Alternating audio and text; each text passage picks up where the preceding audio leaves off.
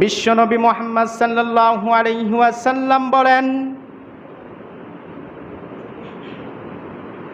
আল্লাহ রাব্বুল আলামিন পৃথিবীর সবচেয়ে সুখী মানুষটা, যে মানুষের জীবনে কোনোদিন দুঃখ স্পর্শ করেনি, বরং জাগতিক কল্যাণ পাওয়ার জন্য দুনিয়ার জিন্দেগির ভোগ বিলাস, নেতৃত্ব, সম্মান, অর্থ, প্রতিপত্তি পাওয়ার জন্য আল্লাহর বান্দা কোনো মানুষের বুকের উপর পা দিয়েছে, কোনো মানুষের কাঁধের উপরে পা দিয়েছে, কোনো মানুষকে খুন করেছে, কোনো মানুষকে গুম করেছে, কোনো মানুষকে জেল দিয়েছে, কোনো মানুষকে রিমান্ডে নিয়েছে, কাউকে আবার কলমের খোঁচায় তার সম্পদগুলো লিখে নিয়েছে, কাউকে ঘর ছাড়া করেছে, বাড়ি ছাড়া করেছে। এমন আল্লাহর বান্দা দুনিয়ার জিন্দেগিতে সুখ তালাশ করার জন্য, সুখ পাওয়ার জন্য জীবনে এমন কোনো কাজ নাই যা করেনি।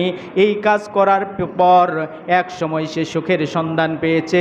জীবনের 100টি বছর সুখ আর সুখ, নেতৃত্ব পেয়েছে, ক্ষমতা পেয়েছে, আবার ধন সম্পদ, নারী, গাড়ি, বাড়ি সব পেয়েছে। সুখীময় একটি জীবন যাপন করেছে দীর্ঘ 100টি বছর।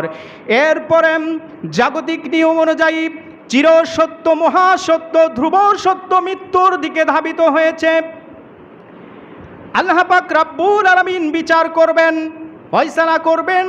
বিচারের দিন রাব্বুল আলামিন পৃথিবীর সবচেয়ে সুখী মানুষটাকে, যার নসিবে জাহান্নাম ফয়সালা হয়ে গেল, রাব্বুল আলামিন ওই পৃথিবীর সুখী মানুষটাকে শুধুমাত্র কয়েক সেকেন্ডের জন্য জাহান্নামের ভিতরে দিবেন আর বের করবেন, জাহান্নামের ভিতরে দিবেন আর বের করে নিয়ে আসবেন।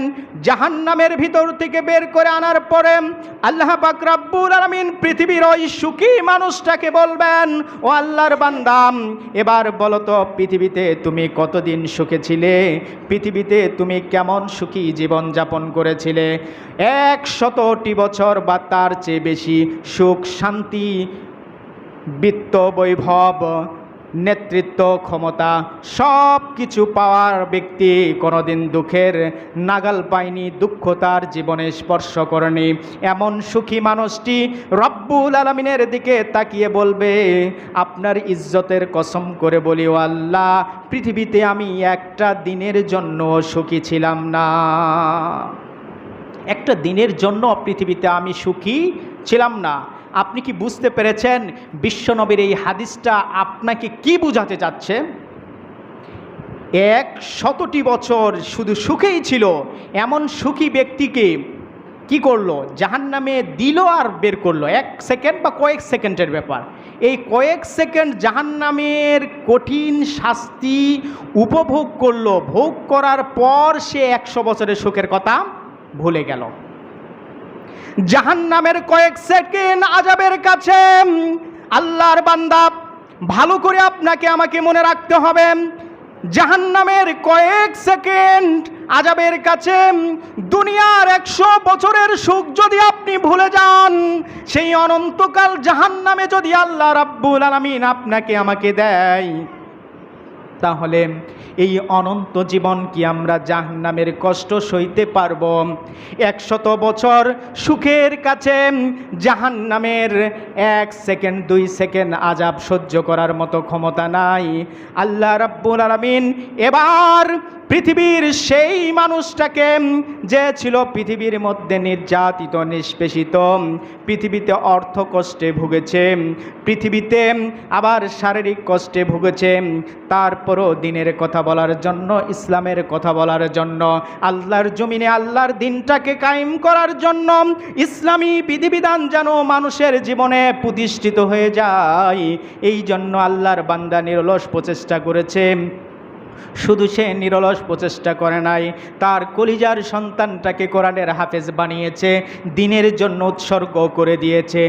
বাংলার জমিনে যখন নাস্তিকেরা, বাংলার জমিনে ইসলাম বিরোধীরা যখন আমাদের মুসলমানদের কলিজা, মুসলমানদের সংবিধান কোরআনুল কারিমকে নিয়ে যখন কটূক্তি করল, কোরআনুল কারিমকে যখন মূর্তির পায়ের কাছে রেখে দিল, ওই আল্লাহর বান্দা তখন সহ্য করতে পারল না, ওই হাফেজে কোরআন সহ্য করতে পারল না।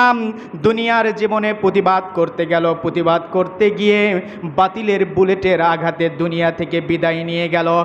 বাবা এই কলিজার টুকরা সন্তানটার লাশটা বুকে নিয়ে গলাকাটা মুরগির মতো ডুকরে ডুকরে কাঁদছে। শুধু কান্না নয়, রক্তাক্ত জামা বুকের মধ্যে জড়িয়ে নিল। ছেলের লাশটাকে, কাফনটাকে কাঁধে নিয়ে কবরের দিকে চলে গেল। কিন্তু দুনিয়ার জমিনে বাতিলিরা তারপরেও ছাড়ল না। ওই বাবাটাকে ওই জায়গায় গ্রেপ্তার করলো, কারণ অপরাধ হলো তার বাবা নাকি জঙ্গির বাবা। এই জঙ্গির বাবার অপবাদ দিয়ে ছেলের কবরে মাটি দিয়ে বাবা ছেলের জন্য একটু দোয়া করবে এই সুযোগটাও দিল না। হ্যান্ডকাপ পরিয়ে, হাত করা পরিয়ে জেলে নিয়ে যাওয়া হলো। এরপর মানসিক নির্যাতন করা হলো। শুধু নয়, হাতের নখগুলি সবগুলি, তার হাতের নখগুলি হাত থেকে ছুঁড়ে ফেলে দেওয়া হলো, পায়ের নখগুলি পা থেকে আলাদা করে দেওয়া হলো, পঙ্গু করে দেওয়া হলো। আল্লাহর বান্দা তারপরেও আল্লাহর উপর অবিচল আস্থা বিশ্বাস রেখে দুনিয়ার জিন্দেগিতে কষ্টময় জীবন যাপন করে অর্থ কষ্ট, মানসিক কষ্ট, কলিজার টুকরা সন্তানটাকে হারানো, নিজের হাত হারানো, পা হারানো, বেদনা নিয়ে, জ্বালা নিয়ে দুনিয়ার জিন্দেগিতে শুধু দুঃখ আর কষ্ট, ব্যথা, বেদনা, পরীক্ষা নিয়ে দুনিয়ার জিন্দেগি থেকে যখন সে চলে গেল, আল্লাহ রাব্বুল আলামিনের ডাকে এমন দুঃখ কষ্ট পাওয়া ব্যক্তিকে রাব্বুল আলামিন ডেকে দিবেন, ডেকে নিবেন, তার জন্য জান্নাতের ফয়সালা হয়ে যাবে। এই আল্লাহর বান্দাকে আল্লাহ রাব্বুল আলামিন জান্নাতের ভিতরে শুধু দিবেন আর বের করবেন কয়েক সেকেন্ডের ব্যাপার। যেমন জাহান্নামী ব্যক্তিকে, পৃথিবীর সবচেয়ে সুখী ব্যক্তিটাকে কয়েক সেকেন্ড জাহান্নামের ভিতরে দেওয়ার পরে আবার উঠানোর পরে তাকে যেমন প্রশ্ন করেছিল আল্লাহ রাব্বুল আলামিন, ঠিক তেমন করে আল্লাহর ওই বান্দাটাকে পৃথিবীর ময়দানে কষ্ট স্বীকার করেছে। নিজের ছেলের জানাজায় অংশ গ্রহণ করতে পারলেও কবরে মাটিটা দেওয়ার সৌভাগ্য হয় নাই। এমন দুঃখ কষ্টে জীবন যাপনকারী ব্যক্তিটা, যার ফয়সালা জান্নাতে হয়ে গিয়েছে, ওই ব্যক্তিকে জান্নাতের ভিতর থেকে কয়েক সেকেন্ড পর রাব্বুল আলামিন দেবেন আর বের করবেন। বের করার পর আল্লাহ রাব্বুল আলামিন প্রশ্ন করবেন, ও আল্লাহর বান্দা, বলো তো পৃথিবীতে তুমি কতটা কষ্টের মধ্যে ছিলে? পৃথিবীর জিন্দেগিতে এত কষ্টের মধ্যে ছিল, এত কষ্টের মধ্যে থাকার পরেও আল্লাহ রাব্বুল আলামিন বলবেন, বলো তো পৃথিবীতে তুমি কতটা কষ্টের মধ্যে ছিলে? আল্লাহর বান্দা বলবে, আল্লাহ আমি একটা দিনের জন্য কষ্টে ছিলাম না। সুবহানাল্লাহ, একটা দিনের জন্য কষ্টে ছিলাম না। আপনাকে কি আমি বুঝাতে পেরেছি জান্নাতটা কত আনন্দের জায়গা?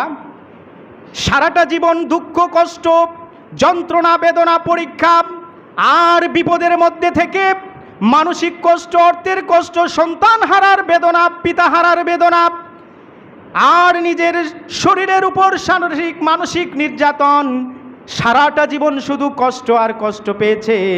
এই সারাটা জীবনের কষ্ট কয়েক সেকেন্ড জান্নাতের সুখের কাছে সারাটা জীবনের কষ্ট ম্লান হয়ে গেল।